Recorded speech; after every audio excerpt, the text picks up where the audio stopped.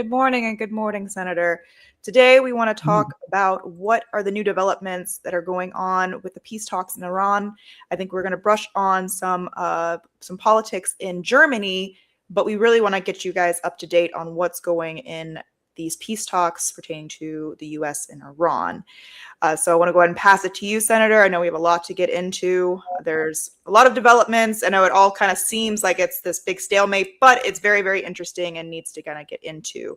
So I want to go ahead and pass it to you. Yeah, the latest big thing on the peace talks is that President Trump convened all of his national security staff. Rubio was there and different ones. And the idea was, well, we're gonna make some decision on the latest peace proposals. Where we are right now, I mean, the U.S. has negotiators who are making peace proposals. The Iranians have negotiators making peace proposals, but neither the senior leadership of Iran nor the senior leadership of the United States has agreed to either set of proposals. So a lot of it, I think a lot of it is driven by Netanyahu in Israel. His goal in all of this is to deeply embed the U.S. in Iran. He wants ultimately American boots on the ground. He wants us involved in a situation of warfare and then occupation that would go on for generations. I don't think he's going to get that. I hope he doesn't. But at the same time, whatever leverage he and his cronies hold over Trump, it's sort of a dark cloud over the United States and over the entire world, because as soon as Trump began talking very seriously about peace, Netanyahu convened a big meeting of all of his folks and said this is a crisis.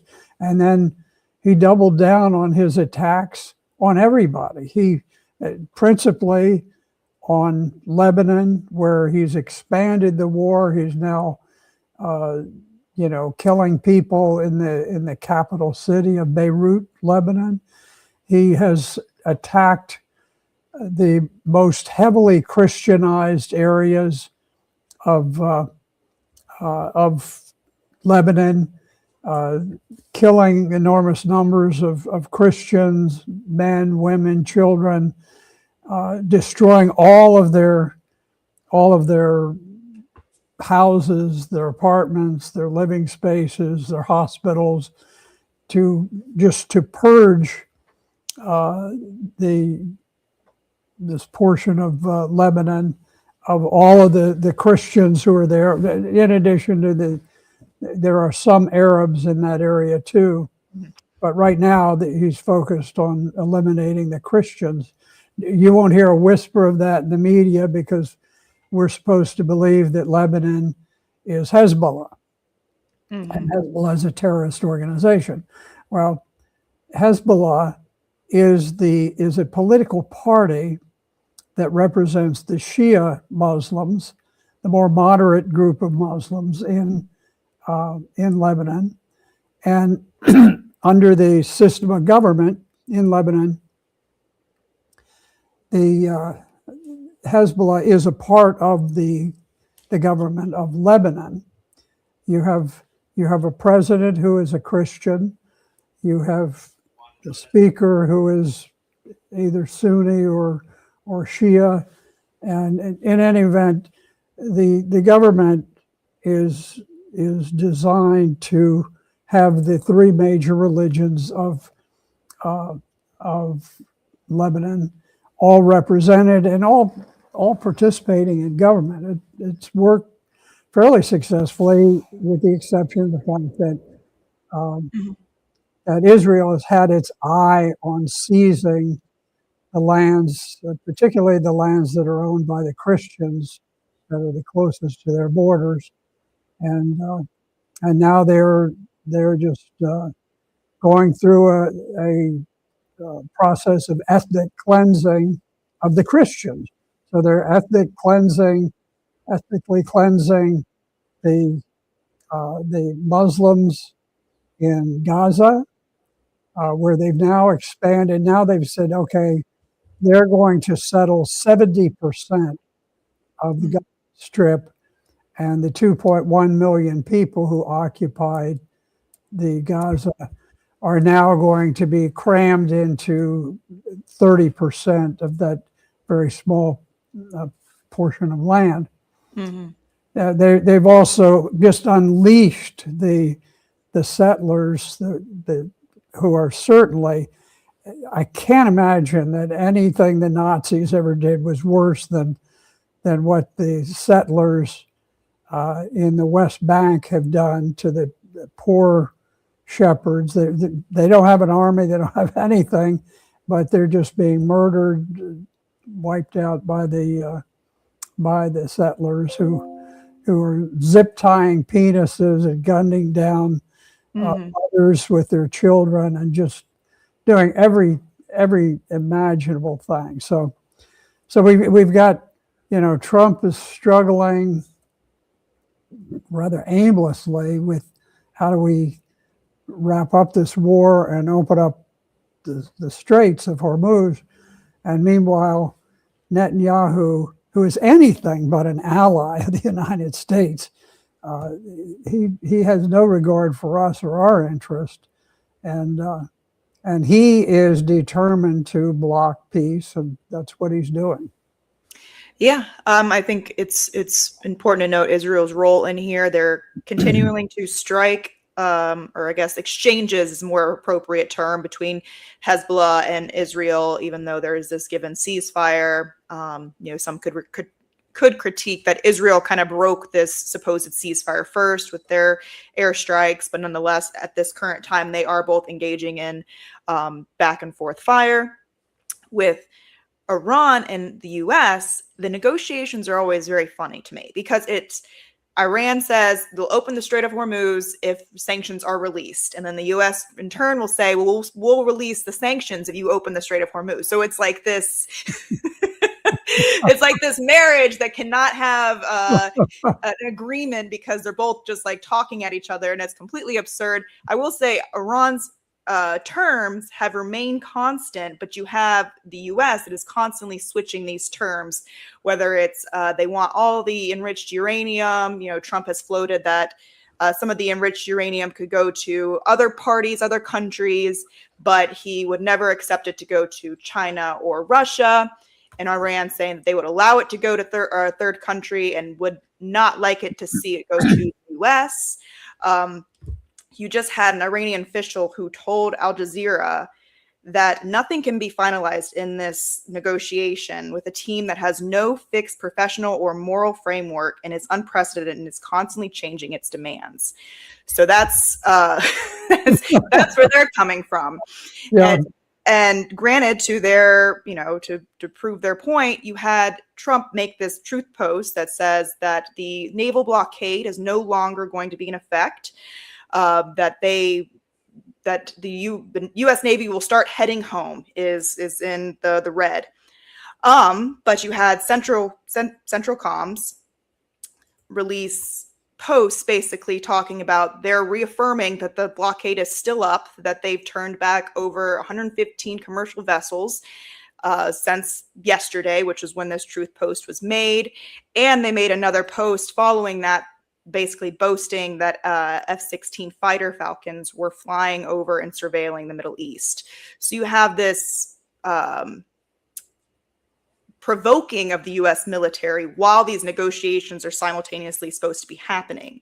I know that they have said there has been exchange fire from the U.S. and Iran in the past coming days, but that there is this supposed 60-day extension of a ceasefire while these negotiations are taking place. But then you have the U.S., the Iranian official basically declaring that the people that they're in discussion with, they cannot even be trusted because the terms are constantly changing, that they appear to have no professionalism, as in, I guess we would take the Islamabad negotiations where everything was kind of going well, everything was working out, and then you had Jared Kushner and Steve Witkoff come in and derail the whole thing when they were initially talking with J.D. Vance.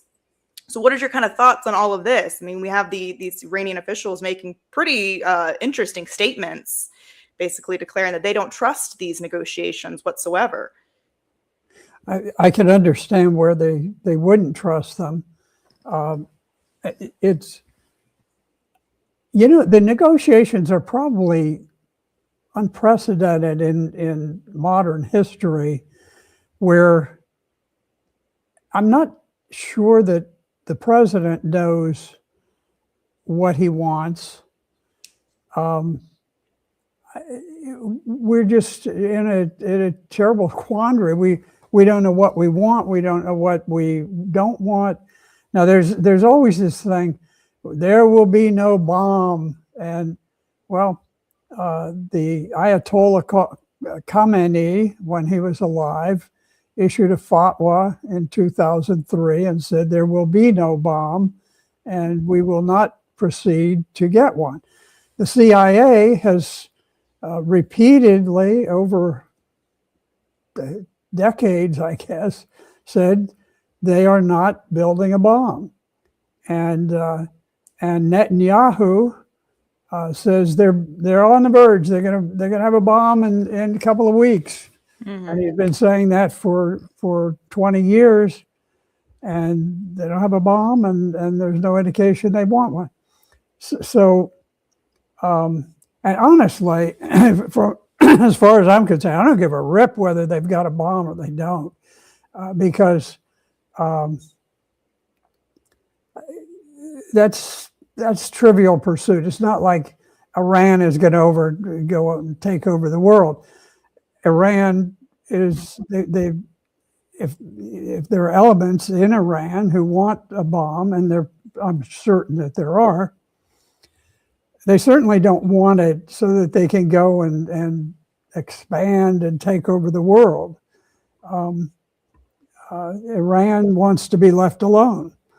And, you know, it's Israel's policy. They want to be able to impose a reign of terror on all of their neighbors and to be free to go and to bomb them at will and impose suffering and horrors on the people.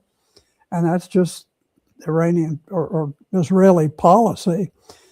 So the Iranians would like to, you know, I'm sure there are elements who would like to have the means of at least posing somewhat of a threat to Israel in return. Mm-hmm. And so, but as far as Americans are concerned, what is the difference? People aren't lying awake at night in Chicago or in Miami thinking, oh, you know, North Korea has nuclear weapons. What am I going to do?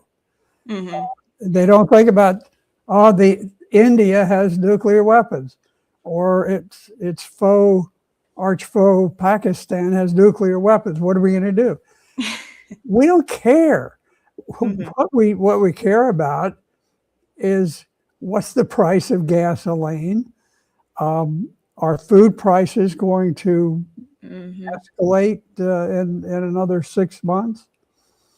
And honestly, it is likely that if this war doesn't end pronto, there's going to be a big loss for the Republicans at the polls, which some people will applaud and other people will think is terrible.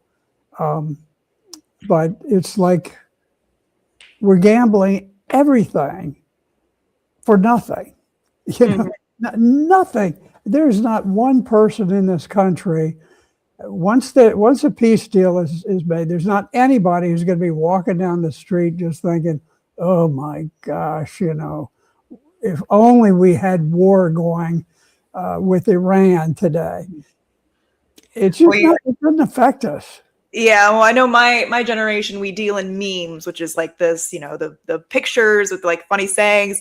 And there's this really funny one that keeps, coming up and being kind of very relevant. It's the scene from this Netflix show, Breaking Bad. I'm not sure if you've ever seen it, but it's this isn't actually what they say, but it's kind of plays on it. But it says, I'm attacking Iran because they have nuclear weapons. And they say, oh, well, why aren't we attacking Russia? And it says, are you crazy? Russia has nuclear weapons. And so it's like one of those things where it's when you actually critically think about it, it's ridiculous. So why would we attack a nation if they truly had nuclear weapons? Because in the direct threat of their entire sovereignty, wouldn't they use these nuclear weapons? And so it's this it's just how my generation makes fun of some of the policies that we enact.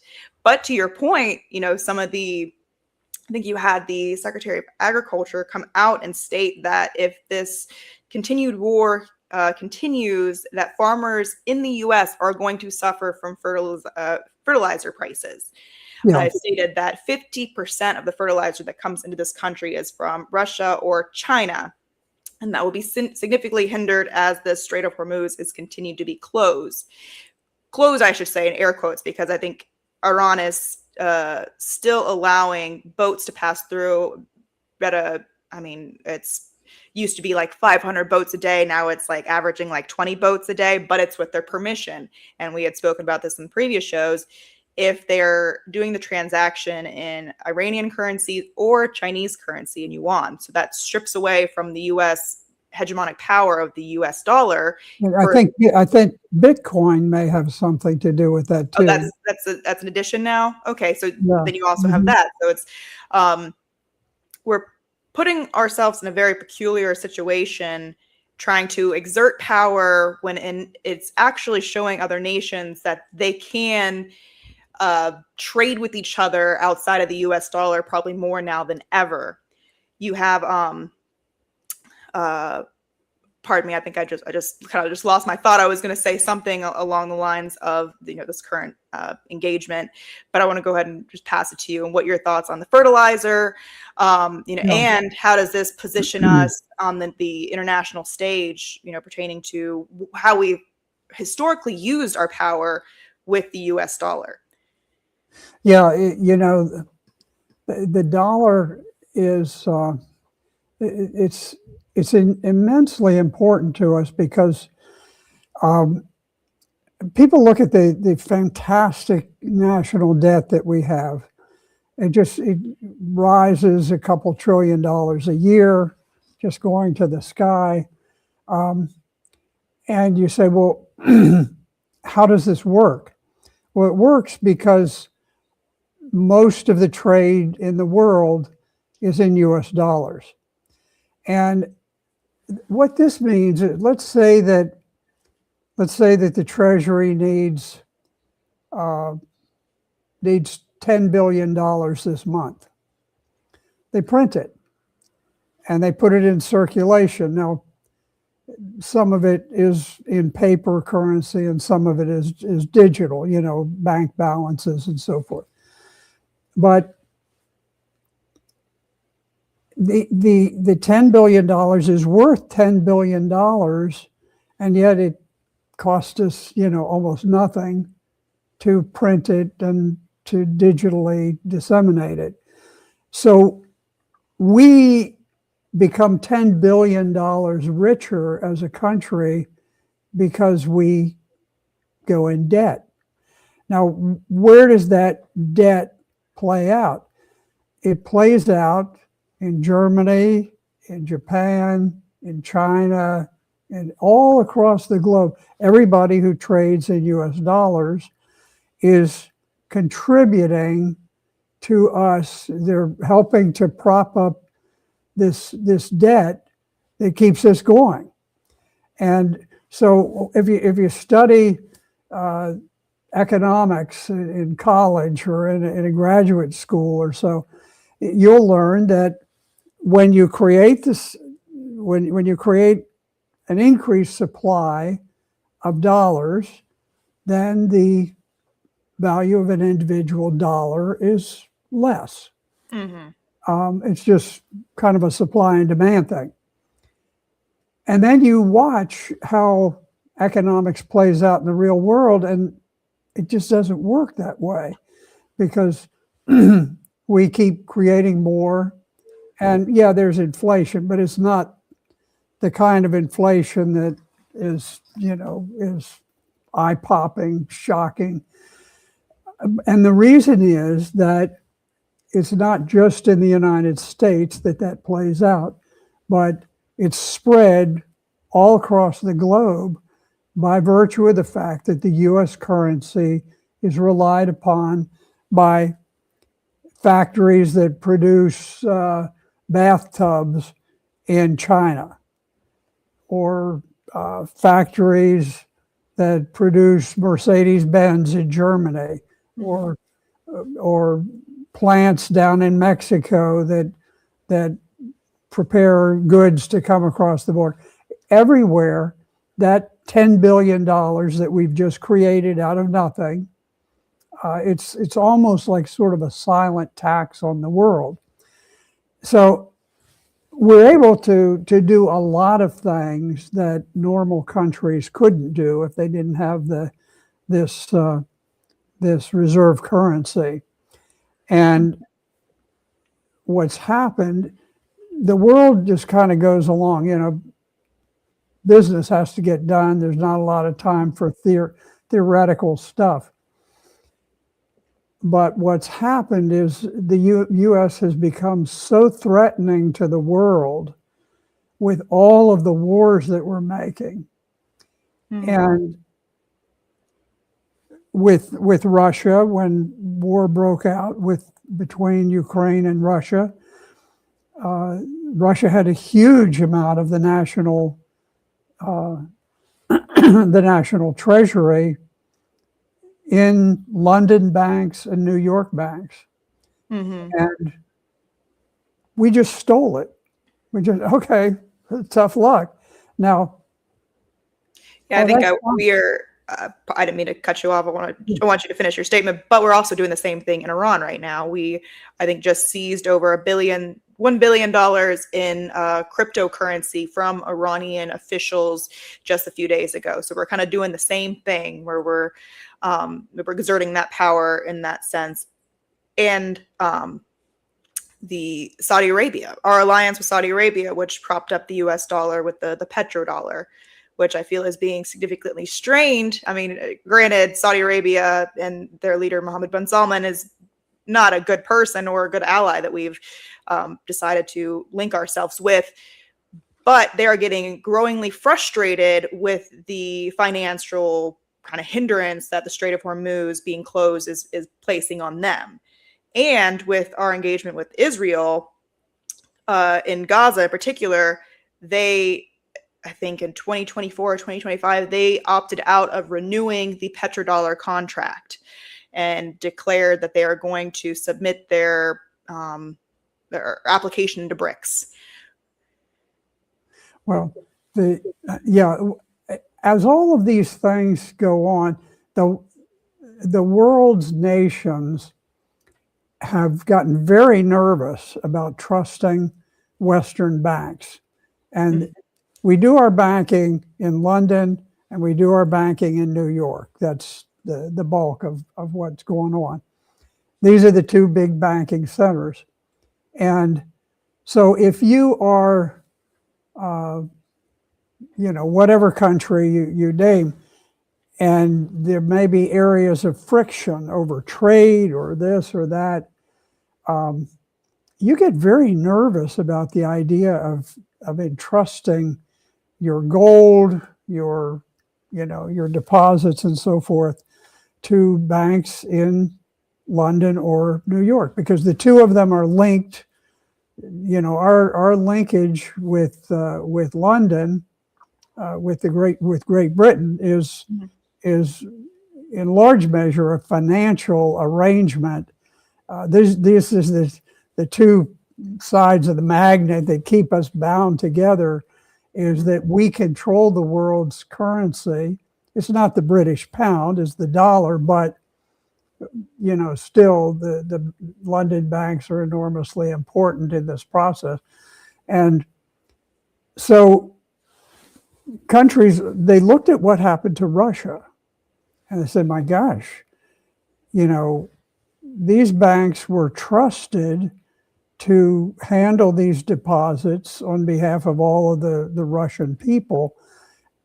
And the US and Great Britain stole them. And now what they've done, they've done some arrangement where the banks have issued bonds based on interest that these deposits earn. And those bonds resulted in enormous profits for the banks involved. So this goes on, and you mentioned with Iran, I'm no fan of Barack Obama's, but I thought he did a very fine job with the JCPOA, and he was very criticized for the fact that there were plane loads of currency flown over to Iran, and it sounded as though we gave some big gift to Iran. Well, no, we didn't. It was money we had stolen, and we held it, and all of the profits from that stolen money went to the big banks in the West.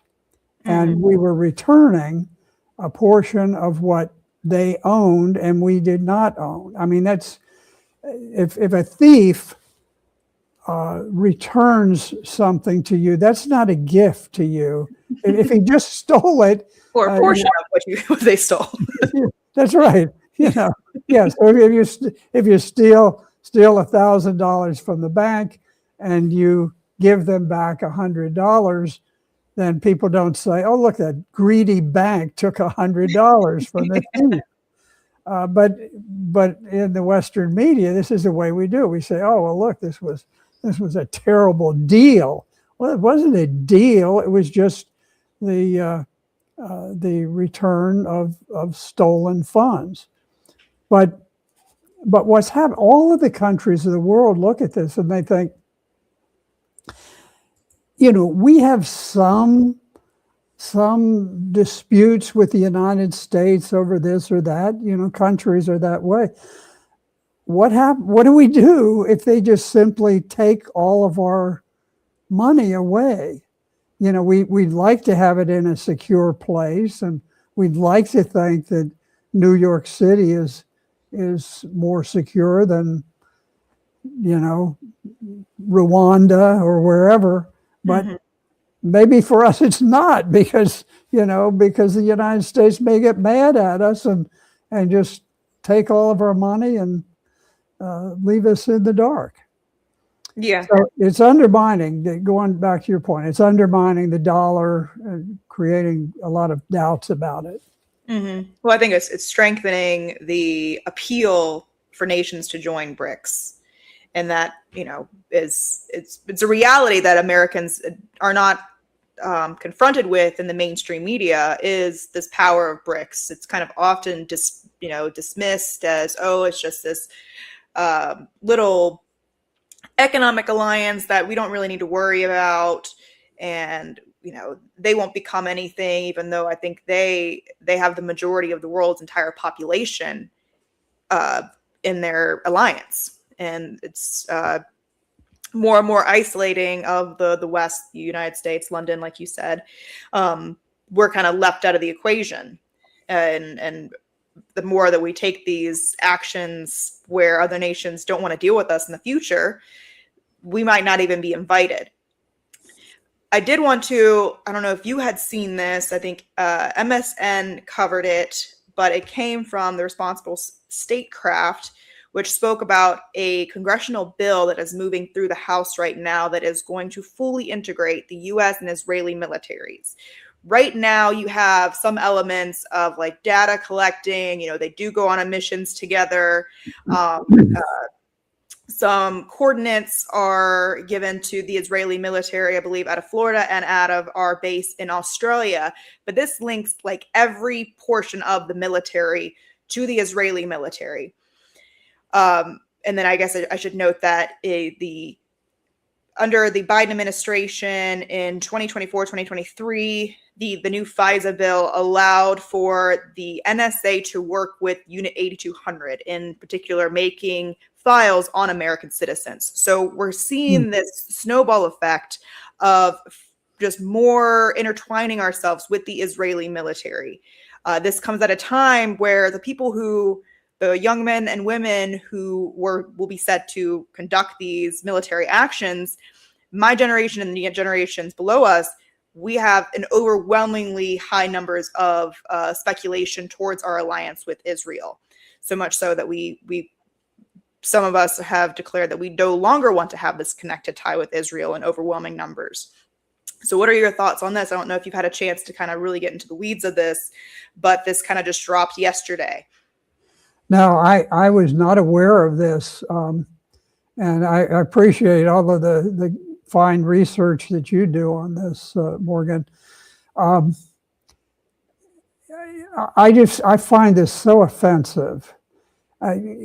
There are increasing numbers of people in the United States as well as across the globe who view Israel as a state that is guilty of the most horrific war crimes, of ethnic cleansing, with tremendous evidence to support it. It's not as though it's some goofy people who are just speculating. It's the fact that, there's a slaughter underway of enormous numbers of people at the behest of Israel. And I served in the Marines in battle. Later, I was an Army JAG officer, but I remember in boot camp they would have us sit there in our skivvy drawers in the morning after you'd get up and you would sing the Marine Corps hymn, and one of the lines in it is, "To keep our honor clean. We're proud to claim the title of United States Marine." I don't want to be associated with Israel in any respect.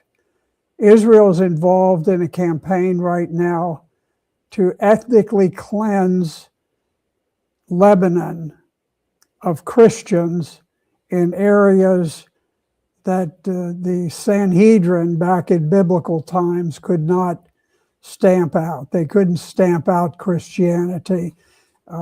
Jesus had spread the gospel and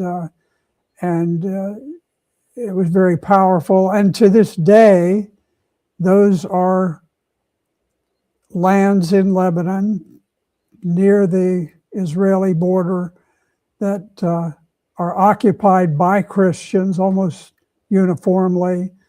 And we've seen the Israeli Defense Forces go in and smash the face of Jesus on a large crucifix, and mock the Virgin Mary, putting cigarettes in her mouth and this kind of thing, just showing their utter disdain and hatred for Christians. And of course, it's no secret the hatred that they have for the Arabs. It's like a nation of hate at this point. And I'm so glad that in the United States, there's a very powerful movement within the Jewish community against what's going on in Israel. It's not small. It's not some small group. It's a major part of the Jewish population in the country that is very opposed to the war crimes being committed by the Israeli Defense Forces. I shed a lot of blood and made a lot of sacrifices. My radio men. I was very close to Henry Smith, the corporal. He and I were in battle after battle, and both of us volunteered to go out to try to rescue a Marine outpost that was under attack. And we were both waiting to catch planes home. He was supposed to catch his the very day that we left. And in any event, he ended up dying right beside me. And I was wounded later when I went in to be treated at a place called Charlie Med, where casualties were pouring in. All of the surgeons were occupied with people who were, on the verge of death. And I had a young corpsman, probably 18-year-old kid. He'd watched a lot of surgeries being done, and he came up and I'm standing there bleeding, and he said, "Sir," he said, "all the surgeons are tied up. You mind if I operate on you?" I said, "Yeah, let's go ahead and do it." So, and then when he was finished, I was told, "Well, you can take a bed out in this hooch that was out across some sawgrass," and there were no wheelchairs, there were no anything. I just walked, and then about halfway down the boardwalk, I passed out for loss of blood, and I laid out there in the hot Vietnam sun alone. Nobody had the time to bother that there was somebody out there laying face down. I don't have any problem. I'm very proud of the fact that I did it. I'm very proud of the fact that Smitty made the sacrifice he did. I have tremendous admiration for him. But then I think that there are people who are willing now to take the pride of these fine soldiers, sailors, airmen, Marines, and just dash it to pieces by associating us with war criminals in the Israeli Defense Forces of the Jewish settler movement, who are certainly every bit as bad as anything that we're told about the Holocaust and the Nazis and so forth. I don't want to be associated with them. I want to be associated with the United States. You see my flags behind us. I got the U.S. flag. I've got the flag of the state of Virginia. I got the Marine Corps flag. That's just something I do. I don't want to have an Israeli flag. I don't want to have any other nation's flag. I'm not beholden to them, and I never will be. So, while you were telling us that story, I couldn't help but think about, what Israel has done in Gaza. Every hospital has been destroyed except for one hospital right now that is semi-functioning. If there is a person who needs sutures from, getting shrapnel by these bombs that have just completely obliterated this 5 by 25 mile strip of land, there is no wheelchairs, there is no antibiotics. And, to kind of you were saying that all the other surgeons were caught up at the moment in Gaza, basically all the surgeons have been murdered or captured in prison. So you have a lot of these medical students who, with very minimal experience, have jumped into the front lines and become the primary doctors, the doctors that are doing these surgeries.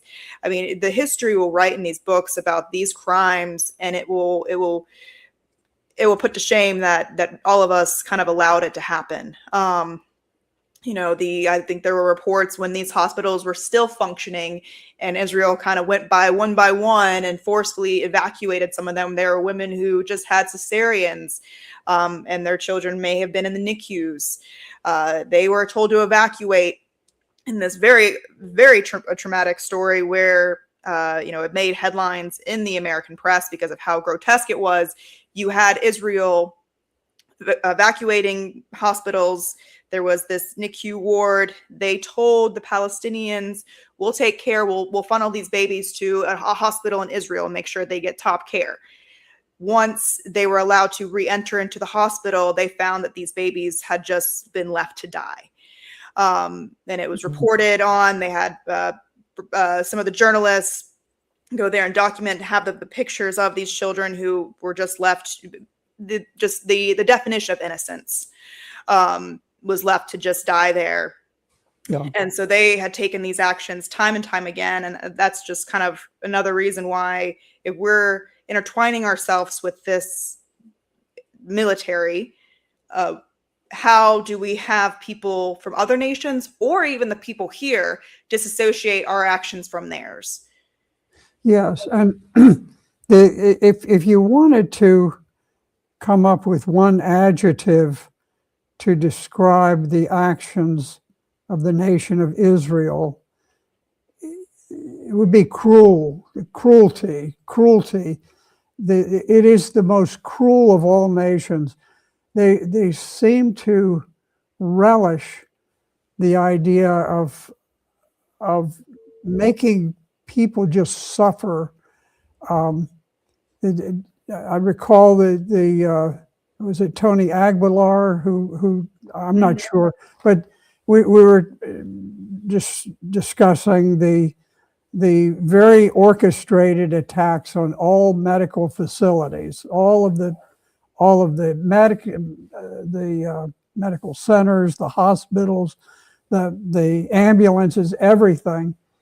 And I recall the discussion about a doctor, a surgeon who was involved in carrying out very serious surgery, and the IDF soldiers burst into the operating room and ordered him out. And when he continued operating on a bleeding patient, they shot him, they kneecapped him. This is one of the favorite things. When you hear the word kneecap, you immediately think Israel, because Israel, they know that if you shoot somebody in the knee, you'll cripple them for life. And not only do you keep them from being productive, but you impose a burden on all of their family to help to maintain them. And so this is a policy of the Israeli government to kneecap people so that you can increase the level of suffering. I have a fellow who served with me in the company that I was with, and he was shot through the knee with a high caliber bullet by the North Vietnamese during this huge battle that we had, and he told me about a month ago that he's had an infection in his knee since 1967. Wow. Mm-hmm. And it's just been a couple of years ago. I was talking with him about, I think there's one fellow that I know who wasn't wounded, but everybody else was. And he said, I was wounded in my knee. And then the next thing, he pulled up his leg, and he was a machine gun team leader. And he pulled up his leg, and his knee was so deformed, I was just stunned that anybody could have lived an entire life and walked on that knee. And then this latest reunion that we had, there are 9 of us left, still left that are still able to attend.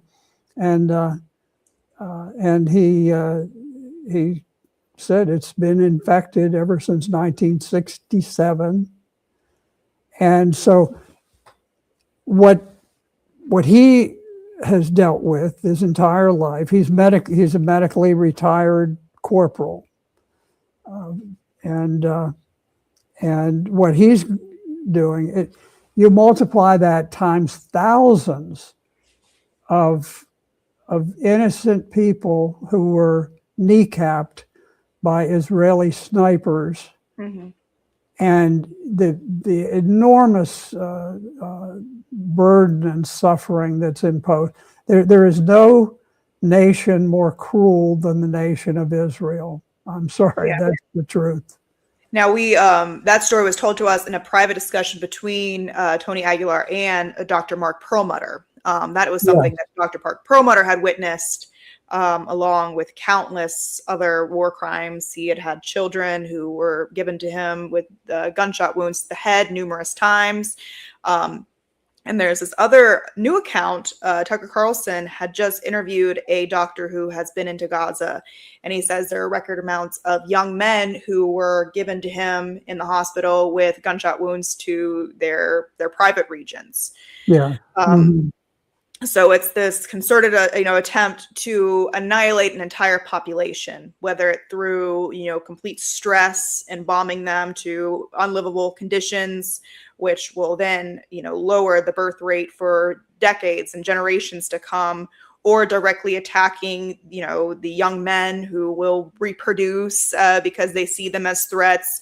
When we had a discussion with Tony Aguilar on this show, he talked about the just methodical precision of going after military age men with these GHF sites, where they would put them miles away from the encampments that they had funneled these people to allowing these GHF sites to only be in operation for a few hours. So therefore you have just hordes of people running, trying to get some minimal source of resources.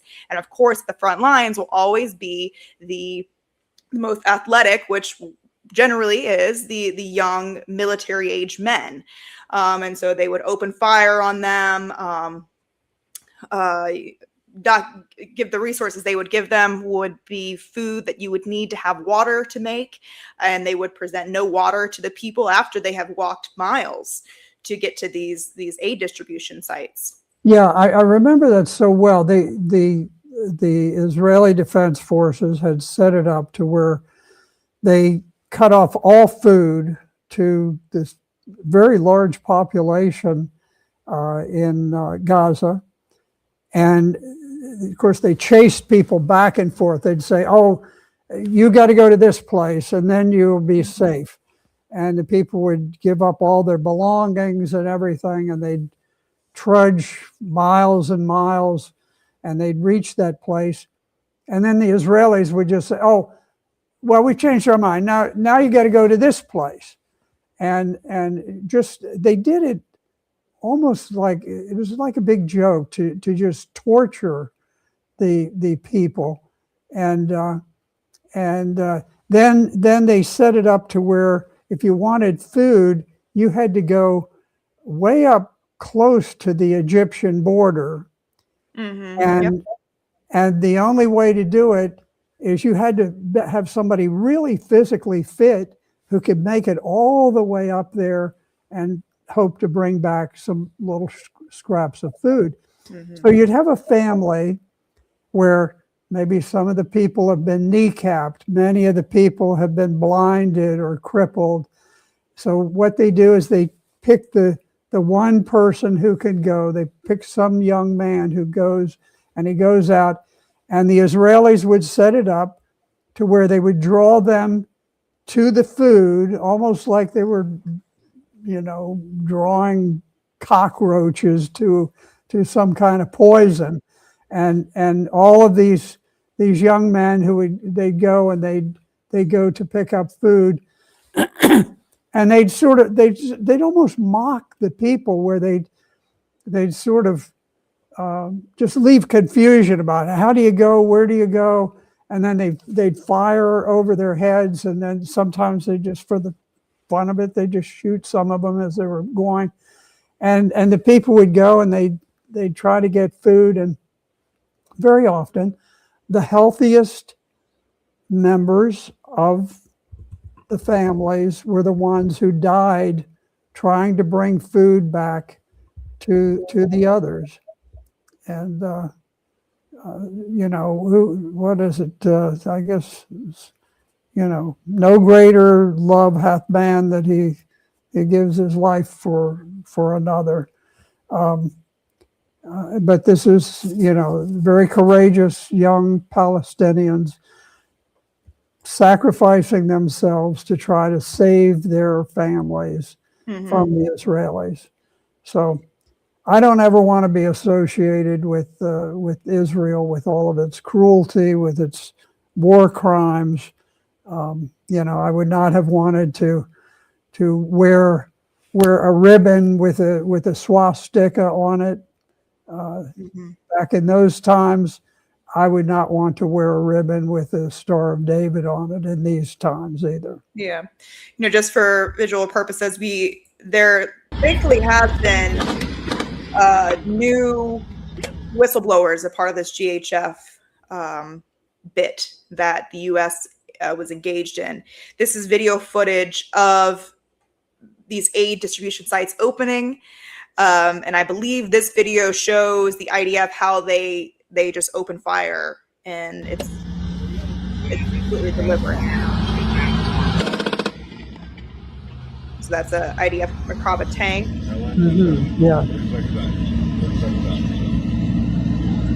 And those people who have been starving for months on end because the UNRWA site had already been taken out by the U.S. and Israeli efforts.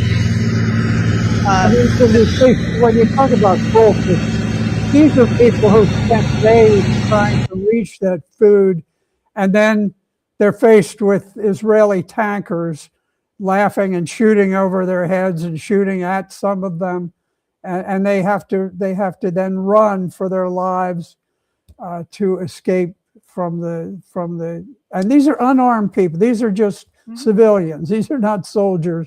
These are civilians going to get food, and the Israelis are just mocking and just toying with them. It's utter cruelty and barbarism. The idea of associating Americans with it, I'll give you an example of it, the difference between Americans and Israelis. I was involved in an operation, nighttime operation, where the Viet Cong had seized a village near the ridge line that we defended. And so George Mallon, he was the platoon commander. He and I worked on planning the attack. And at night we were going to go in, we were going to take down this platoon of Viet Cong. That they'd actually raised a flag there. And so we went out at night, and in the darkness, we circled around and went into the back of the village. And we were at the edge of a rice paddy there, and we set in as a blocking force. And then a couple of hours later, another platoon came off the ridge and went, and they were on the other side of the village.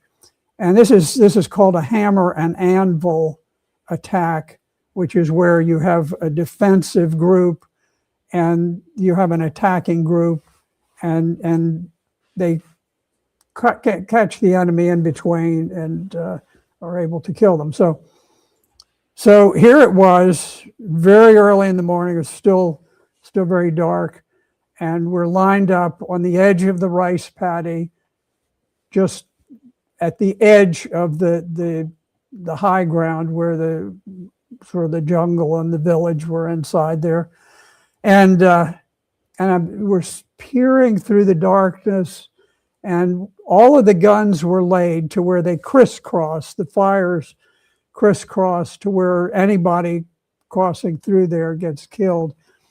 And so Corporal Smith, the fellow that I told you was killed beside me later, we're looking, and all of a sudden there is a faint figure in the darkness, and we can tell there's somebody moving there.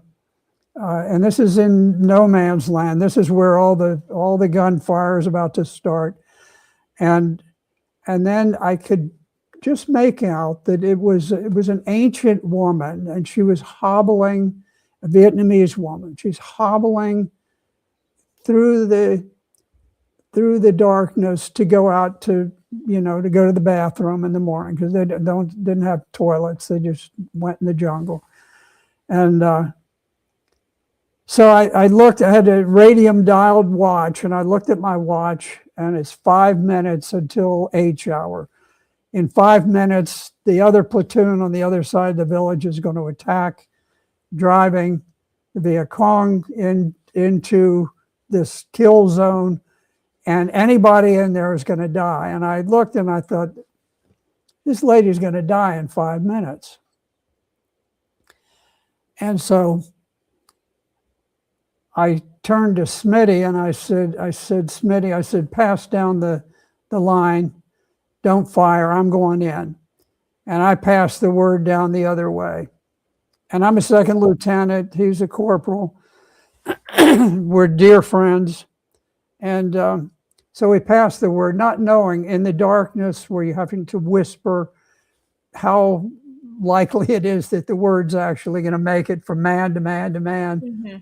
And then we got up, and I got up to quickly move to where this woman was, a couple 100 feet away. And then I didn't tell Smitty to come with me. I wouldn't do that. But next thing, he's right beside me. And we reached the woman, who was terrified. You have a couple of soldiers emerge in the night, and so she hoisted her pants up and tried to hobble away. And we didn't have any time. And so I grabbed her with my right arm, and Smitty grabbed her with his left arm, or vice versa.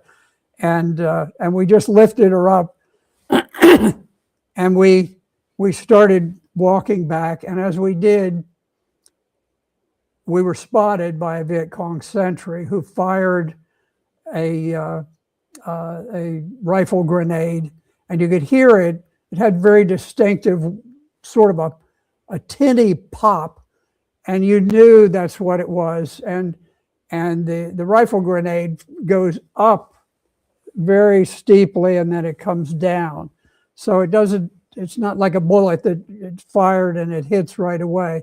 But we knew we had just moments before that would explode. So we just burst through the jungle, and we reached the edge of the rice paddy, which was flooded and flat, kind of grassy.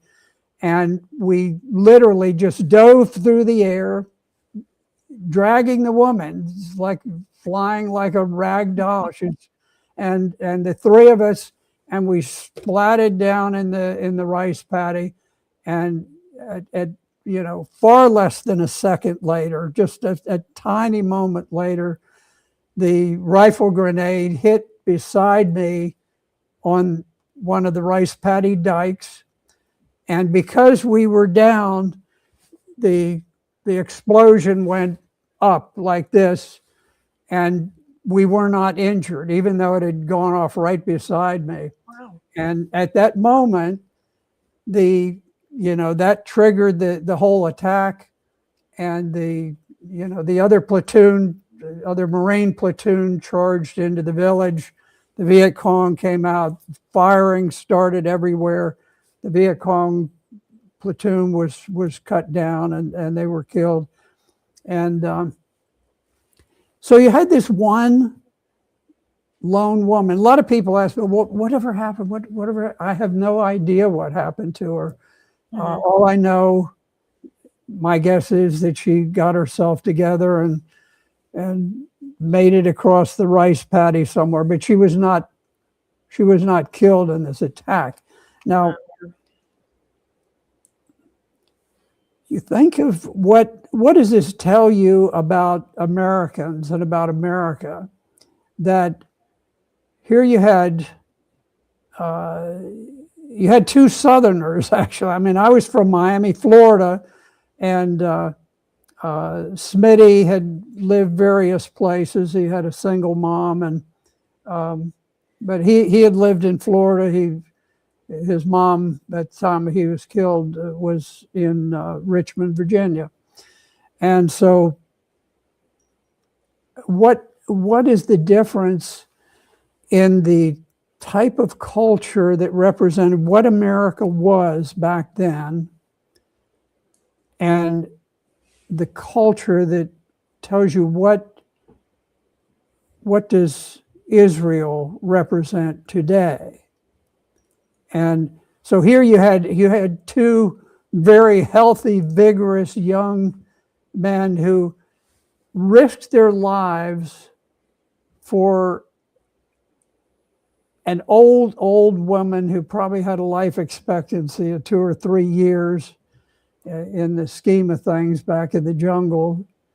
But it was sort of the duty of men to be protective of women, of children, of old folks, and that kind of thing.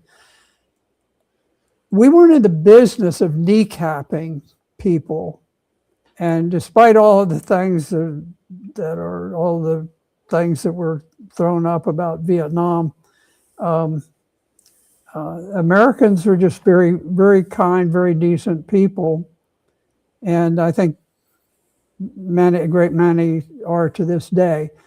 And you contrast that with the utter cruelty and barbarism that is so prevalent and so widespread in the Israeli Defense Forces today, and not even to speak of the Jewish settler movement, which is just so horrific it's almost indescribable. Yeah.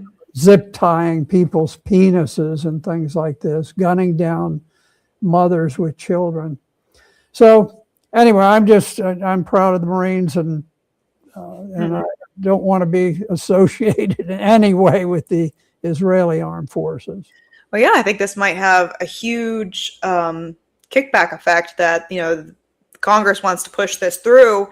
They might not have young men and women are signing up for the military. That they aren't kind of hoodwinked to conduct these actions and under the guise of it's for our national security, or we have to do these things. I know that conscientious objection is at an all-time high right now.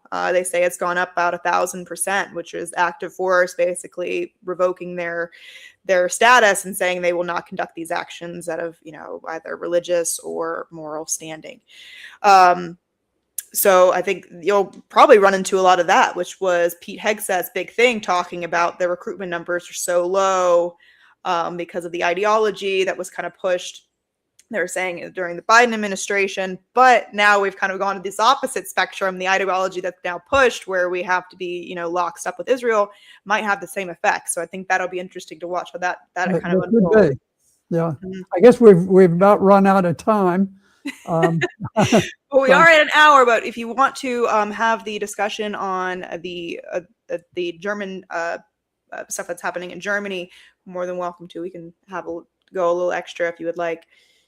Okay, well, maybe we could just touch on it for a moment. Okay. We picked up on a story out of Germany from Nordrhein Westphalia, and there is a Catholic school there. Now, when you think Catholic, you think of things a little bit differently in this country than in Germany. In Germany, the religious schools have been sort of secularized and almost become more like an adjunct to the public school system. But in any event, you have a situation where at this one Catholic school, the children, the 13 to 15-year-olds, were given the really grotesque task of modernizing a brothel. Now they were given a task of planning a whorehouse to make it sexually inclusive, so that it would cover every lifestyle and preference imaginable, so that it's sort of combining DEI and this idea of inclusion with sexual perversion, and teaching it in actually a Catholic high school. This was at the Cardinal von Galen Gymnasium in Cavalier, North Rhine-Westphalia. And it's part of a sexual education diversity module. Now, increasingly we're finding this tendency to move towards this type of thing, and to abandon the actual teaching of reading, writing, arithmetic, and so forth. So this was the issue we just wanted to touch on. It just shows sort of the disintegration of civilization in the West, and particularly in Germany, which has been so hard hit by this fake war between, well, it's a real war between Russia and Ukraine, but the Russophobia that they won't stop at Ukraine. Is kind of, yeah.